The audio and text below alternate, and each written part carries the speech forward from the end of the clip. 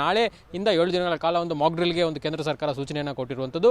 So ಈ ನಿಟ್ಟಿನಲ್ಲಿ ಎಲ್ಲೆಲ್ಲಿ ಫೈರ್ ಸ್ಟೇಷನ್ಸ್ ಎಲ್ಲಿದೆ ಮತ್ತು ಪೊಲೀಸ್ ಸ್ಟೇಷನ್ಸ್ ಎಲ್ಲಿದೆ, ಸೊ ಅಲ್ಲೆಲ್ಲಿ ಮೇನ್ ಕಡೆ ಎಲ್ಲೆಲ್ಲಿ ಸೈರನ್ಸ್ ಇದೆ, ಸೊ ಅಲ್ಲೆಲ್ಲ ಒಂದು ಗಂಟೆಗಳ ಕಾಲದಷ್ಟು ಸೈರನನ್ನು ಆನ್ ಮಾಡ್ತಾರೆ. ಸೊ ನಾಳೆ 4 ಗಂಟೆಗೆ ಏನು ಬೆಂಗಳೂರಿನಲ್ಲಿರುವಂಥ ಏನು ಒಂದು ಫೈರ್ ಆ್ಯಂಡ್ DGP ಕಚೇರಿ ಏನಿದೆ, ಸೊ ಅಲ್ಲೂ ಸಹ ಒಂದು ಇದೀಗ ಒಂದು ಸೈರನ್ ಇಟ್ಟಿರುವಂಥದ್ದು. 1971ರಲ್ಲಿ ಈ ಒಂದು ಸೈರನನ್ನು ಇಲ್ಲಿ ಒಂದು ಸಾರ್ವಜನಿಕರ ಮಾಹಿತಿಗೋಸ್ಕರ ಇನ್ಸ್ಟಾಲನ್ನು ಮಾಡಿರುವಂಥದ್ದು. ನಾನು ಇದೀಗ ಆ ಒಂದು ಸೈರನ್ ಇರುವಂತಹ ಸ್ಥಳ ಏನಿದೆ, DGP ಕಚೇರಿ ಫೈರ್ ಆ್ಯಂಡ್ ಎಮರ್ಜೆನ್ಸಿ ಏನು ಹಲಸೂರು ಕೆರೆ ಏನಿದೆ, ಸೊ ಇಲ್ಲಿ 1971ರಲ್ಲಿ ಏನೋ ಒಂದು ಇದಾಯಿತು, ಆ ಒಂದು ಸಂದರ್ಭದಲ್ಲಿ ಈ ಒಂದು ಸೈರನನ್ನು ಇನ್ಸ್ಟಾಲ್ ಮಾಡಿರುವಂಥದ್ದು. ಇದು ಸುಮಾರು 3 ಕಿಲೋಮೀಟರ್ ರೇಡಿಯಸ್ ಅಷ್ಟು ನಿಮಗೆ ಈ ಒಂದು ಸೈರನನ್ನು ಸೌಂಡು ಬರುವಂಥದ್ದು. ಕಂಟಿನ್ಯೂಸ್ ಆಗಿ ಇದನ್ನು 3 ರೀತಿಯಾಗಿ ವಿಭಾಗ ಮಾಡಲಾಗುತ್ತೆ. ಮತ್ತು ಎಮರ್ಜೆನ್ಸಿ ಇರ್ಬೋದು, ಮತ್ತು ಸಿಮಿ ಎಮರ್ಜೆನ್ಸಿ ಇರ್ಬೋದು, ಮತ್ತು ತುಂಬ ಸೀರಿಯಸ್ ಎಮರ್ಜೆನ್ಸಿ ಇರ್ಬೋದು. ಸೊ ಆ ರೀತಿ 3 ವಿಧಗಳಾಗಿ ಇದನ್ನು ವಿಂಗಡಣೆ ಮಾಡಿರುವಂಥದ್ದು. ಸೊ ಹಾಗಾಗಿ ನಾಳೆ 4 ಗಂಟೆಗೂ ಇಲ್ಲೂ ಸಹ ಇದೆ ಈ ಸೈರನ್ ಮೊಳಗುತ್ತೆ. ಮತ್ತು 3 ಕಿಲೋಮೀಟರ್ ರೇಡಿಯಸ್ ಅಷ್ಟು ಈ ಒಂದು ವ್ಯಾಪ್ತಿ ಸೌಂಡು ಬರುವಂಥದ್ದು. ಇದರ